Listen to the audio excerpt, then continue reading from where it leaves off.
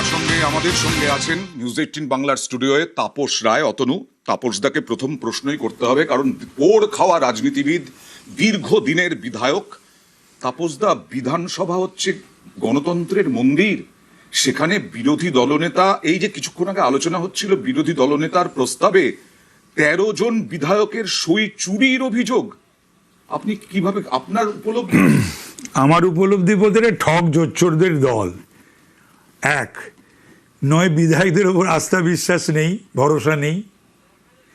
দুই হচ্ছে যে তাড়াহুড়ো করে করতে হবে বলে এই পথটাকে নিতে হয়েছে। এটা তো তাড়াহুড়োর কি ছিল? 30 জন হলে পরেই তো সই হয়ে যেত। না না, জানি না, আপনি সেটা তো ভালো করে জানেন। সবই জানি, তো 30 জন হলেই হয়। সুতরাং ব্যাপারটা হলো যে সবের মধ্যে আমি শুধু ফ্রাইটেন্ড, আমি খুবই আতঙ্কিত যে গত 15 বছর ধরে আমলাদের সই, ডিএমএসপির সই, চিফ সেক্রেটারি বা বিভিন্ন প্রিন্সিপাল সেক্রেটারির সই বা মুখ্যমন্ত্রীর সই বা এইরকম ধরনের বিধায়কদের সই, কত জাল জুচ্চুরি হয়েছে। ঠিক, আমি এটা নিয়ে একটু ভাবিত। তার কারণ হচ্ছে এটাতে অভ্যস্ত বলেই কোনো প্রয়োজন না থাকা সত্ত্বেও যে বিধায়করা নেই তাদের সই করে দিল। গোটা দেশের ইতিহাসে নেই, কোনো বাংলার ইতিহাসে নেই, কোনো রাজ্যের বিধানসভার ইতিহাসে নেই। এবং এর কিন্তু শাস্তি সাংঘাতিক। যদি এমএলএরা করে থাকে, যদি বেরোয় ওই হ্যান্ডরাইটিং এক্সপার্ট বা সিআইডি তদন্তে, তাহলে এমএলএদের এমএলএশিপ যাওয়া উচিত, যাবে এবং শাস্তিও হবে। আর যদি দেখা যায় যে এমএলএ নয়, অন্য কাউকে দিয়ে করিয়েছে দলের, নন্টে ফন্টেকে দিয়ে, তাহলে নন্টে ফন্টেদেরও শাস্তি হবে। মানে এইটুকু বোধোদয় হয়নি যে ব্লক লেটারে কখনো সাইন হয় না, সই হয় না? সবই জানে, আবার সবই জানে না ভেবেছিল বোধহয়। যেমন ভেবেছিল যে সরকারে থাকলে আর মমতা ব্যানার্জি মুখ্যমন্ত্রী থাকলে বোধহয় যা খুশি তাই করা যায়, শেখ শাহজাহানও হওয়া যায়, পিঠে পুলি বানাতে ডেকে পাঠানো যায়, অভয়াকে সে ধমাচাপা দিয়ে কিছু হবে না এটা ভাবা যায়, পয়সার জোরে আর ক্ষমতার দম্ভে তো অন্ধ হয়ে গেছিল। তারপরে ওই সমস্ত ভাষা শব্দ ব্যবহার করা যায়, পুলিশি রাজ, দুর্নীতি রাজ, গুন্ডা রাজ কায়েম করা যায়। ধারণা ছিল, এটাই তো ভুল, ধারণা ছিল কিছু হবে না, যা খুশি করো, কিছু হবে না। মমতা ব্যানার্জি আছেন at the helm of the affairs, মানে উনি বসে রয়েছেন মুখ্যমন্ত্রী হিসাবে। কিন্তু দেখা গেল যে না, 11-র পর 14 থেকেই শুরু হয়ে গেল। আজকে তো 12 বছর। তবে স্যার, আপনি একটা জিনিস আমরা এখানে বসে আলোচনা করছিলাম কদিন ধরেই, যে জনপ্রতিনিধি একজন বিধায়ক মন্ত্রী হয়ে যাবেন, মানে তারা যদি সরকারে থাকতেন তাহলে হয়তো মন্ত্রী হতেন, কোনো এক সময় মন্ত্রী ছিলেন। সেই মানুষটার সই জাল হচ্ছে, সই চুরি হচ্ছে, হয় কেউ করছেন বা তিনি কারো হয়তো করছেন। ইমেজটা কোথায় চলে গেল বিধানসভার? ঈদের জন্য ঠিক কথা। পশ্চিমবাংলার বিধানসভার একটা গৌরবান্বিত ইতিহাস আছে এবং দেশের প্রাচীনতম বিধানসভা, আইনসভা। পশ্চিমবাংলার বাইরে যাদের যাদের আত্মীয় স্বজন, বন্ধুবান্ধব রয়েছে ভারতবর্ষের বিভিন্ন রাজ্যে বা ভারতবর্ষের বাইরেও, পশ্চিমবাংলার সম্বন্ধে সবাই নাক ছিটকোয়। সেই নাকটা ছিটকোয় কেন? আর আমাদের সম্বন্ধে, সকলের সম্বন্ধে ওই ধারণাটাই বা কেন? Because of Trinamool, because of Mamata Banerjee, because of Abhishek Banerjee and other Trinamool পদাধিকারী, এমএলএ, এমপি, মন্ত্রী। এই জায়গাটা এনে দাঁড় করিয়ে দিল ওরা। এখন কতদিন লাগবে কাটাতে? ঋতব্রত বন্দ্যোপাধ্যায়, সন্দীপন সাহা, এরা বলছেন নৈতিকতার স্বার্থেই আমরা স্পিকারকে জানিয়েছি, এই অভিযোগটা করেছি। সেই নৈতিকতার পাশেও দাঁড়াতে পারলো না তৃণমূল, বহিষ্কার। যে দলটা দাঁড়িয়ে আছে ভিত্তিটাই হচ্ছে জাল জুচ্চুরি, সেখানে নৈতিকতা দেখাতে গেলে তো আঘাত পাবে এবং বহিষ্কার, সাসপেনশন এগুলো হবে। আচ্ছা, এর মধ্যে অতনু, শুভেচ্ছা জানাতে ভুলে গিয়েছিলাম আপনাকে। নিউজ 18 বাংলার পক্ষ থেকে শুভেচ্ছা, অভিনন্দন। অনেক কাজ বাকি রয়ে গেছে এখন আপনার। কিন্তু এই যখন এই সই জালটাল শুনছি, অবশ্য আমার খুব জানতে ইচ্ছে করছে, আপনি এতদিনের বিধায়ক, এতদিনের রাজনীতি আপনার, আজকে দেখছি একটা দল ক্ষমতা থেকে চলে যাওয়ার পর সেই দলের নেতাদের গায়ে কোথাও কাদা ছোড়া হচ্ছে, ওদের নির্লজ্জ ছোড়া হচ্ছে। তুমি কাদা ছোড়ার কথা ভাবছো? কাদা ডিম অয়নও ভাবছে আপনার। এরা নির্লজ্জ বেহায়া, বেহায়ার নাহিলা যে নাহি অপমান, সুজনকে এক কথা মরণ সমান, এদের কিচ্ছু এগুলোতে যায় আসে না। সিজন সয়ে গেছে, তা না হলে চোরের মার বড় গলা। এখনো পর্যন্ত ওরা মানুষের কাছে মুখ দেখাচ্ছে, চিৎকার করছে আর আবল তাবল বকছে। আজকে আপনি মন্ত্রী আছে, যে মন্ত্রিত্ব হয়তো আপনার অনেক আগে পাওয়া উচিত ছিল। মানে বারবার বঞ্চনা, আক্ষেপ বহুবার আপনার কাছ থেকে আপনি শুনেছি, বিধায়ক না? হয়েছেন, দলকে জিতিয়েছেন, দল যে কাজ দিয়েছে সেই কাজ আপনি করেছেন, পূর্ণমন্ত্রী হওয়া আপনার হয়নি। না, আমি বলছি কি, বঞ্চনাটাকে অ্যাকসেপ্টেড, মেনে নেওয়া যায় বা মেনে নিয়েছিলাম, অপমান। কিন্তু এই চাকরি বিক্রি আর এই দুর্নীতি, স্বজন পোষণ, পরিবারতন্ত্র, এই গুন্ডারাজ, এই শেখ শাহজাহানদের হাতে রাজ্যটাকে তুলে দেওয়া, শওকতদের হাতে, জাহাঙ্গীরদের হাতে আর পুলিশের হাতে এই রাজ্যটাকে তুলে দেওয়া, এটা মেনে নিতে পারিনি। এটা বহুবার আমি প্রতিবাদ করেছি, একবার দুবার নয়, ডেইজ ইন ডেইজ আউট, কিন্তু ইন ভেইন, কিছুই তাতে হয়নি। না, তারপরে কিন্তু সবচেয়ে বড় ব্যাপারটা হলো যে সেলফ রেসপেক্ট যদি কারুর থাকে আর ডিগনিটি বোধ যদি কারুর থাকে, মর্যাদা বোধ, তাহলে মমতার সঙ্গে চলা খুব মুশকিল। আমি তো দূরে দূরে থাকতাম, আমি তো ঘনিষ্ঠ বলয়ে ছিলাম না, থাকারও চেষ্টা করিনি, আমাকে রাখেওনি, সেটা একদিকে ভালো। ওই মমতা ব্যানার্জি হচ্ছে মানুষকে অমর্যাদা করে আর অপমান করে, ভাইকারিয়াস প্লেজার বলে একটা কথা আছে, ওটা এনজয় করে, পৈশাচিক উল্লাস। উনি স্যাডিস্ট বেসিক্যালি।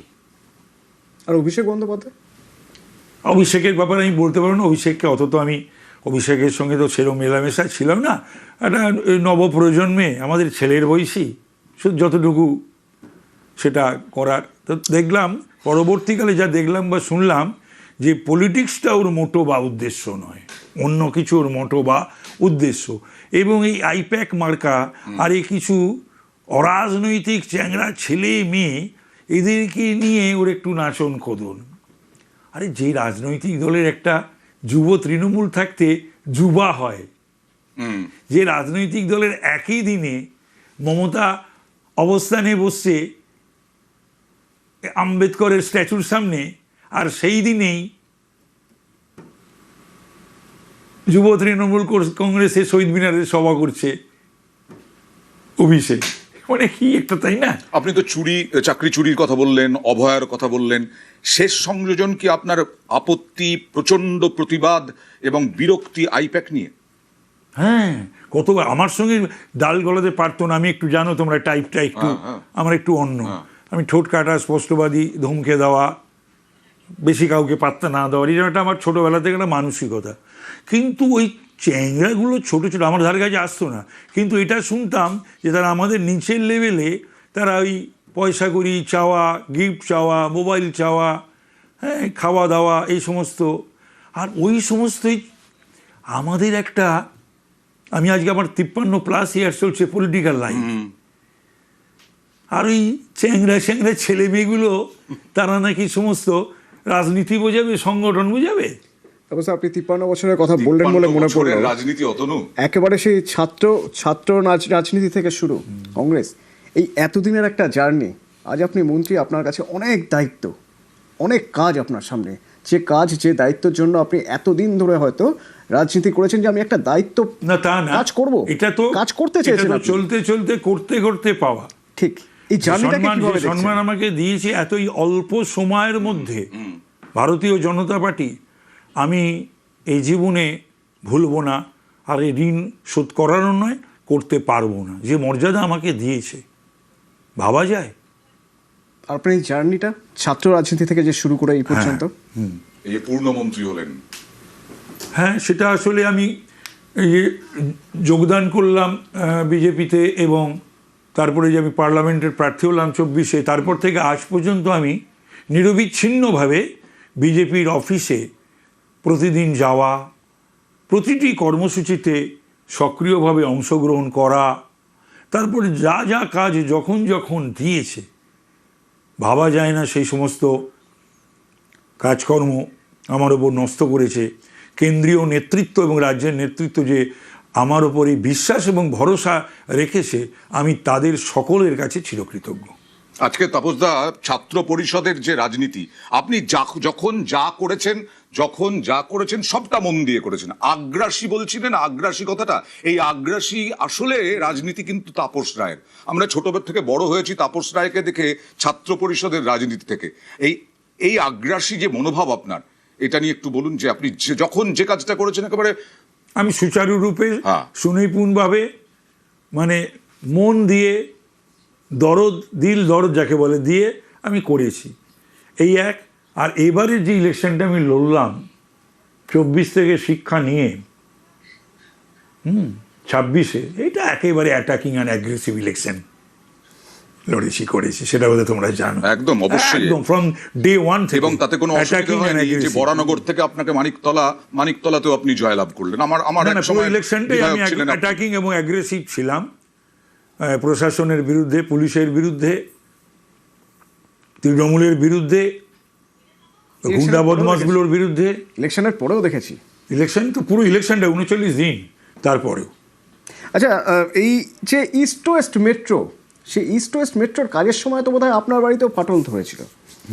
ফাটল আমার বাড়িতে ধরেনি, প্রিকশনারি মেজারে, আমাদের বাড়ি নয়, আমরা তো ফ্ল্যাটের বাসিন্দা, ওইখানে 8টা পরিবারকে প্রিকশনারি মেজারে আমাদেরকে তখন রিকোয়েস্ট করে তুলে দেওয়া হয়েছিল। আচ্ছা, কিন্তু অনেক ক্ষয়ক্ষতি হয়েছে, এই আমার বাড়ির ডান দিকে, আমার বাড়ির বাঁ দিকে। এই ক্ষয়ক্ষতিটাও হতো না। আজকে আমি বলছি, এই ক্ষয়ক্ষতিরও কারণ হচ্ছে মমতা আর সুদীপ ব্যানার্জি। আচ্ছা, হ্যাঁ, ওরা ইঞ্জিনিয়ারিং দেখালো। এরা তো সব জানতা না, মমতা জানে না এরকম কোনো বিষয় নেই পৃথিবীতে। আর সুদীপও হয়তো কোনো ক্রমে বোধহয় গ্র্যাজুয়েট বা সাধারণ graduate, say engineering point of view থেকে কথাবার্তা বলে গম্ভীরভাবে, হ্যাঁ, ঘাড় ফাড় নেড়ে সে ওই ইঞ্জিনিয়ারিং করতে গিয়ে এত মানুষের ক্ষতি করে দিল।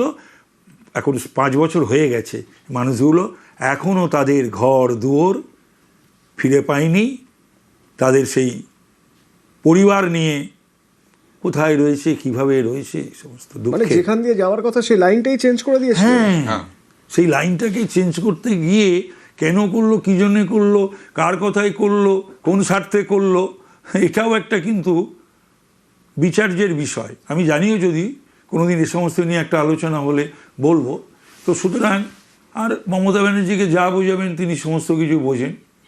তো সুদীপ ব্যানার্জি বোঝালো, সুদীপ ব্যানার্জি অনেক কিছুই বুঝিয়ে এই জায়গায় এসেছে আর কি। তো এখনো তো সুদীপ ব্যানার্জি, নয়না ব্যানার্জিকে তো মমতার পাশে দেখা যাচ্ছে না, অভিষেকের পাশে দেখা যাচ্ছে না। এই সময়টা ওদের থাকা উচিত দলের পাশে, মমতা ব্যানার্জির পাশে, অভিষেকের পাশে।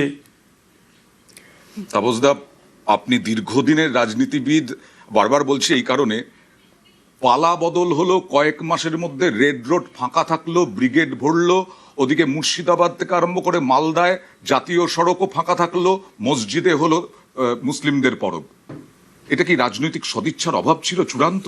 একেবারে, মানে তোষণ, ভোট ব্যাংক, ভোটের রাজনীতি, যার জন্য নিজে এবং মন্ত্রীদেরকে দিয়ে, এমএলএদেরকে দিয়ে যা নয় তাই হিন্দু বিদ্বেষী কথাবার্তা আমাদের আক্রমণ করে, আমাদের আহত করে, আমাদের নিহত করে।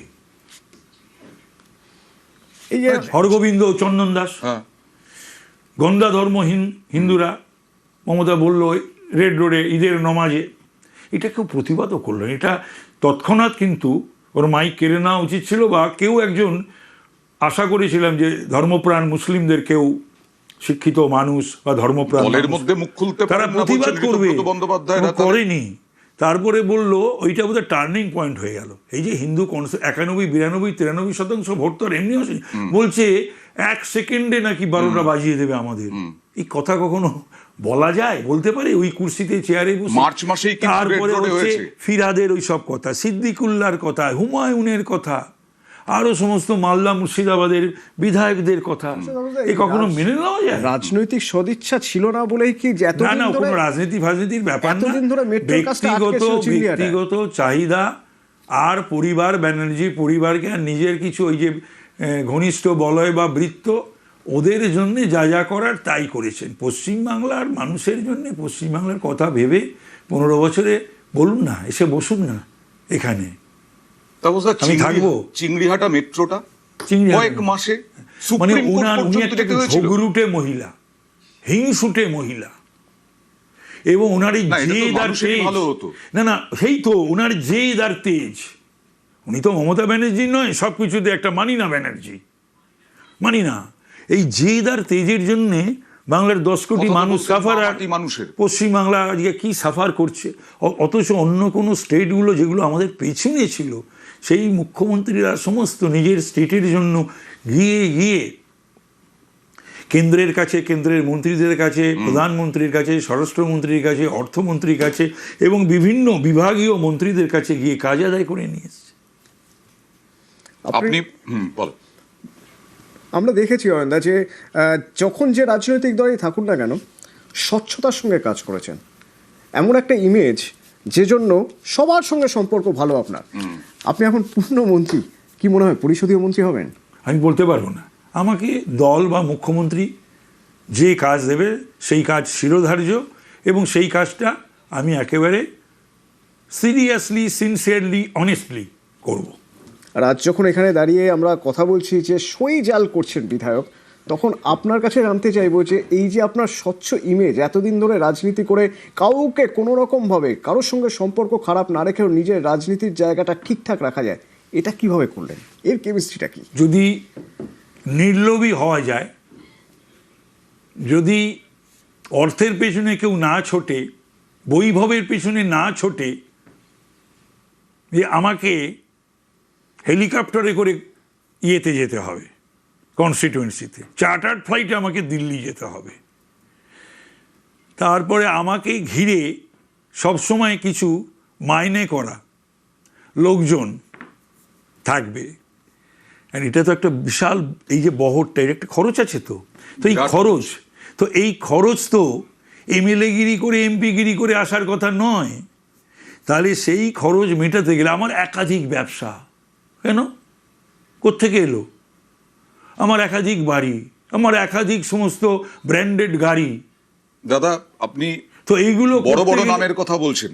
না বড় আজকে বড় বলুন না, তো যে আমি তৃণমূলের বলছি পঞ্চায়েতের উপপ্রধান। আমি বলছি কোনো একটা দিন আসবে যে 11 সালের আগে তোমাদের কি স্থাবর অস্থাবর সম্পত্তি ছিল, আর 26 পর্যন্ত তোমাদের কি সম্পত্তি হয়েছে, তার হিসেব দাও না, আমি বলছি তৃণমূলের যে আপনি কি মনে যারা করেন যারা আছো। যে এই যে পুরপ্রধান এক একজন বেরোচ্ছে, পুরপ্রধান তার কয়েক কোটি টাকা পাটের ক্ষেতের জমির মধ্যে লোকানো বলো তো ছিল, দেখি, আগে তারপরে CPM এর পঞ্চায়েত আমলে- সদস্য, হ্যাঁ, সাইকেলে করে ঘুরে বেড়াতেন সবাই। অয়ন, আগে সিপিএম এর আমলে মাটি খুললে হাড়গোড় পাওয়া যেত, এখন মাটি খুললেই কোটি কোটি টাকা পাওয়া না, যায়। এই কোটি কোটি টাকা কি, তৃণমূলের আমলে। তৃণমূল নেত্রীরা জানতেন না? আমি বিশ্বাস করি না জানতেন না, সব জানতেন। এই সমস্ত কিছুর জন্য যিনি দায়ী, 1 নম্বর দায়ী, তার নাম মমতা ব্যানার্জি। আপনি যখন রাজনীতি শুরু করেছিলেন তখন রাজনীতিটা নেশা, এখন কি এখনো মনে হয়? নেশা আমার, পেশা না। এখন কি মনে হয় যারা রাজনীতিতে আসছে না। তাদের কাছে আগে পেশা তারপর আরে নেশা? এটা হতো না তো। এই যে নায়ক নায়িকা, গায়ক গায়িকা অন্য কোনো ফিল্ডে ফেল করেছে, চলে এসো তৃণমূলে, করে কমবে খাও। তো এটা কখনো হয়? তুমি নিজের সিরিয়াস কর্মীদেরকে, ক্রাইসিসের কর্মীদেরকে একের পর এক বাদ দিয়ে তুমি আবার বাংলার অস্মিতা দেখাচ্ছ। তোমার সাকেত গোখল কোন বাঙালি হে? তোমার শত্রুঘ্ন সিনহা কোন বাঙালি হে? কীর্তি আজাদ, তোমার কীর্তি আজাদ কোন বাঙালি হে? ইউসুফ তোমার পাঠান। ইউসুফ পাঠান কোন বাঙালি হে? তোমার এই সুস্মিতা দেব, সাগরিকা ঘোষ বাংলার কি জানে? বাংলার কোনো রাস্তায় একবারও তোমার পতাকা নিয়ে, তৃণমূলের পতাকা নিয়ে একদিনও হেঁটেছে? তো তুমি সমস্ত তৃণমূলের কর্মীদেরকে তুমি বঞ্চিত করে দিয়ে মাথায় চাপিয়ে দিচ্ছ। এদেরকে আবার এমএলএও আছে, কাউন্সিলরও আছে, চেয়ারম্যানও আছে, ভাইস চেয়ারম্যান আছে, সিআইসি আছে, এমআইসি আছে, মেয়র আছে, মন্ত্রী আছে। আপনার কোনোদিন মনে হয়নি করে কমে খাওয়ার কথা? না, আমার এ সমস্ত আমার কখনো মনে হয়নি। ঈশ্বর আমাকে আশীর্বাদ আছে, খুবই বড় ঘরের ছেলে, সিংহবাহিনী আমার কুলদেবী, ঠিক 898 বছরের সিংহবাহিনী, আমার ছেলে মেয়ে দুজনে বিদেশে আছে, আমি আর আমার স্ত্রী এখানে। আর ব্লাড একটা বিষয়, ওই সমস্ত ব্যাপার ট্যাপারগুলো কোনো দিনই কেউ বলতে, আমার রাজনৈতিক জীবন, আমি তো বলেছি যে তোমরাও সাংবাদিকরা এর একটা ইয়ে করতে পারো, এনকোয়ারি, ইনভেস্টিগেশন, যে কোনো রাজনৈতিক দল করতে পারে। তৃণমূল, এই যে আমি তৃণমূলকে কি বলি আর কি বলি না এই দুর্নীতির প্রসঙ্গে, তো আমি তো দল ছেড়েছি 24 মার্চের 4 তারিখে। মমতা ব্যানার্জি যে বলেন জানি জানি সব জানি, ওনার কাছে নাকি সবার ফাইল আছে, কাগজ আছে, পেন ড্রাইভ আছে, আমারটা একটু দয়া করে প্রেসে জানাবেন। পারবেন না।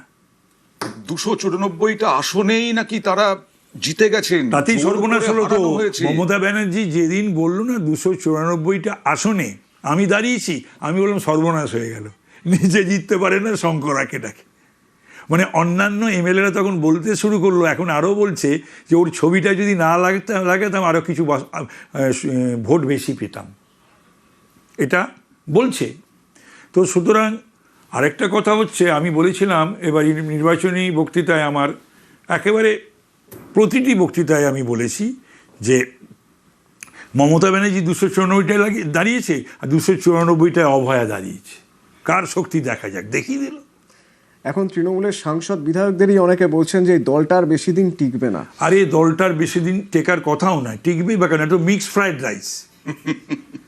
এই দলেতে তুমি ধান্দাবাজ, করে গম্মে খাওয়া আর এই সমস্ত অসৎ দুর্নীতিগ্রস্ত লোকে ভরে গেছে। আমলাদের মধ্যেও, সরকারি কর্মচারীদের মধ্যেও তাদেরই প্রাধান্য দেওয়া হতো এবং তাদেরকেই রাখা হতো। আর দলেতেও তারা চতুর্দিকে, মানে টপ টু বটম। গ্রেফতারের সংখ্যা যেভাবে বাড়ছে, জেলে কি ঠাঁই হবে? আমাকে একজন কি বললো জানো, অরূপ যখন হেরে গেল, অরূপ মানে অরূপ বিশ্বাস, মেসি অরূপ, সেই মেসি অরূপ তো পিসি অরূপকে সার্টিফিকেট দিল, এই পিসি মমতাকে। আমাকে একজন বলল ও হয়তো জিতে যেত। কারণ হারলো কেন? বলল ও যেদিন প্রেসে বলল যে পৃথিবীতে যদি একজনও সৎ ব্যক্তি থাকে তার নাম মমতা ব্যানার্জি, ওইটাই একদম টালিগঞ্জের মানুষ খেপে গেল। বললো কি বলছেটা কি, পশ্চিমবাংলা এত কিছু হওয়ার পর অরূপ বলছে যে পৃথিবীতে একজনও যদি সৎ ব্যক্তি থাকে তার নাম মমতা ব্যানার্জি। মানুষ পুরো রিভোল্ট করলো ওর বিরুদ্ধে, বেচারা হেরে গেল শুধু এই কথা বলার জন্য। গতকালের বৈঠকে বিধায়কদের মধ্যে মাত্র 19 থেকে 20 জন হাজির, বাদবাকি বিধায়ক আসেনি। তার মানে তো তোমার 1/4 এসেছিল, তাহলে তো এমনি দলটা উঠে যেতে পারে। এবং এরা যদি একটা মিটিং করে, যদি এরা নিজেদের জানায়, বলতেই পারে কিন্তু যে আমরা একে বিরোধী দলনেতা চাইছি, তাহলে তো অ্যান্টি ডিফেকশনও পড়বে না। কিন্তু অবশ্য আমি ভাবছিলাম যে যারা পেশা হিসেবে তৃণমূল করে এসেছে তারা তৃণমূলে, দেখো আমি তুমি একটা কথা বলি, এই সময় তো তৃণমূল ছেড়ে দেবেন তারা। তৃণমূলে তুমি একবার তাকিয়ে দেখো নামগুলো দিয়ে একদিন, যে কারা কারা কারা তৃণমূল করেছে, করিয়েছে এবং করতে এসেছে। তো এরা যদি তৃণমূল করে এবং আজকে আর করবে না, তারা শুরুতেই তোমার পাওয়ার করিডোর আর অর্থ, এই দুটোর মোহতে তারা তৃণমূল করেছিল। আর মমতা ব্যানার্জিও আমি জানি না যে কর্মীদেরকে উপেক্ষা করেছিল। তো এই যে বললাম, নামগুলো বললাম, এবং এটা বিভিন্ন জেলাতে পাবে, সাব ডিভিশনে পাবে, সব জায়গাতেই পাবে। আর এই আইপ্যাক পয়সাগুলি নিয়ে যে সমস্ত রেকমেন্ডেশন করেছে তাদেরই পদ দিয়েছে, তাদেরই নমিনেশন দিয়েছে, নিজেই প্যাক বলছে, আবার আইপ্যাকে রেকমেন্ডেশন নিচ্ছে। এইরকম ডাবল স্ট্যান্ডার্ড, দ্বিচারিতা, কথা এক কাজ এক, এই তো আমি আমার এই লম্বা রাজনৈতিক জীবনে দেখিনি। জ্যোতি বসুর আমলে আপনি বিরোধী রাজনীতি করেছেন দাপটের সঙ্গে, বুদ্ধদেব ভট্টাচার্যের আমলে দাপটে, বাইরেও ভেতরে। আর 24-এ এসে আপনি যখন বিরোধী হলেন তখন শাসককে কিভাবে দেখলেন? তখন দেখলাম শাসককে, শাসক মিটিং করতে দিচ্ছে না, মিছিল করতে দিচ্ছে না। না, আমি বললাম যে এরকম অরাজনৈতিক মানসিকতার এবং অগণতান্ত্রিক দল এবং পুলিশ প্রশাসন ব্যবহার করে যে এরকম দুর্মুষ করা বিরোধীদের, যে মিটিং করতে গেলে 104 বার শুভেন্দু অধিকারীকে হাইকোর্টে যেতে হয়েছিল, এটা কিন্তু 72 থেকে 77 আমি দেখা মানুষ। কংগ্রেসের অনেক ভুল ত্রুটি দোষ ছিল, যার জন্য মানুষ প্রত্যাখ্যান করেছিল, এবং আজও কংগ্রেসের সেই কথাটা মানুষ মনে রেখেই তাদের সমর্থন করে না। সিপিএমেরও অনেক দোষ ত্রুটি, খুন, রাজনৈতিক হিংসা, এই সমস্ত ছিল, বা মানুষের আশা পূরণ করতে পারেনি। কিন্তু তৃণমূলের মতন এরকম ভয়ঙ্কর অরাজনৈতিক অগণতান্ত্রিক পচা দল আমি দেখিনি। কিন্তু এই একটা দল থেকে ভেঙেই তো আরেকটা দল তৈরি হয়, আরেকটা দল বড় হয়। আজ যারা তৃণমূলটাকে পেশা হিসেবে দেখেছে তারা তো দল থেকে সরে যাবে। তারা যদি এবার তারা দল বিজেপিতে সরে আসতে গিয়ে যায়, তারা আর দল করবে, তারা যদি বিজেপিতে আসতে যায়, না না না না, বিজেপিতে তাদের নেওয়ার প্রশ্নই নেই। বারবার বলে দিয়েছে তো আমাদের সভাপতি, তাদের না হবে কেন, বোঝা নেবে কেন, বোঝা বইবে কেন, একেবারেই বোঝা বইবে কেন বিজেপি? এক, দুই হচ্ছে তারাও আসতে চাইবে বলে মনে হয় না, আর তাদেরকে নেওয়া হবে না। আরে তারা যা ভোগ করার, যা বানানোর কামানোর তারা করে নিয়েছে। ওকে, আমার শেষ তাহলে তো প্রশ্ন। উদ্দেশ্য তো রাজনীতি ছিল মানুষ না। তো অনেক আশা নিয়ে আপনাদেরকে ক্ষমতায় এনেছে, আপনার টার্গেট কি এই মন্ত্রী হওয়ার পরে বিশেষ করে? মানুষের কাজ করা, মানুষের আপনি তো আশা ঝাড়া হাত পা। আকাঙ্ক্ষাকে চূড়ান্ত রূপ দেওয়া, মানুষ যে আমাদের উপর আস্থা ভরসা রেখেছে তার সম্মান মর্যাদা দেওয়া। কঠিন কাজ, কঠিনতম কাজ, কিন্তু টিম শুভেন্দু অধিকারীকে, সেই শুভেন্দু অধিকারীর নেতৃত্বে আমাদের টিম শুভেন্দু অধিকারীকে মানুষের সেই মর্যাদা রক্ষা করতে হবে, দিতে হবে। মানুষের সেই ধন্যবাদ। আস্থা ভরসার মর্যাদা দিতে হবে। ধন্যবাদ এবং অনেক ধন্যবাদ শুভেচ্ছা আমাদের থাকলো। সঙ্গে এতক্ষণ সময় দেওয়ার জন্য। শেষ করছি, শুভেচ্ছাও রইল আগামীর তাপস রায়কে। অন্যান্য খবরের জন্য চোখ রাখুন নিউজ 18 বাংলায়।